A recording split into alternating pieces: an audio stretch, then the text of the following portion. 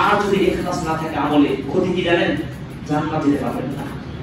যদি ইখলাস না থাকে আপনি অনেক আমল করলে জান্নাত যেতে পারবেন না। হাদিস আমি শুধু বাংলা বলে যাচ্ছি, কিয়ামতের দিবসে আপনাকে জাহান্নামে যেতে হবে। কেন? ওই যে বিখ্যাত কারি, আল্লাহ বলবেন তুমি কি বড় কারি ছিল না? হ্যাঁ ছিলাম। তুমি কি আমাকে খুশি করার জন্য কোরআনের বিখ্যাত কারি হয়েছিল, আন্তর্জাতিক কারি হয়েছিলে? সে বলে হ্যাঁ আল্লাহ। আল্লাহের কাদা তো মৃত্যু করছে, একজন লড়াই শহীদ বলছে তাকে, এই তুমি কি আমার দিন প্রতিষ্ঠা জিহাদ করেছো? হ্যাঁ আল্লাহ তোমার জন্য জিহাদ করেছি। কাদাটা একটু মৃত্যু। এবার আল্লাহ তাআলা হাদিসের কথা, এত বড় কারি হওয়ার পরে এত বড় শহীদ দাবি করছিস, সবাই জাহান্নামে চলে যাবে। কি না থাকার কারণে মানুষকে হাত ধরে কাজটা করলে, রিয়া করলে, ইখলাস রাখলেন না।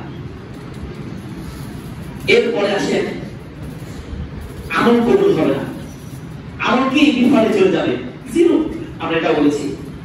এরপরে আমলের যে প্রতিদান এটাও পাবেন না, যে কষ্ট করে যে কাজ করলেন, লড়াই করলেন, কারি হলেন, অনেক কিছু দান করলেন, সব জিরো।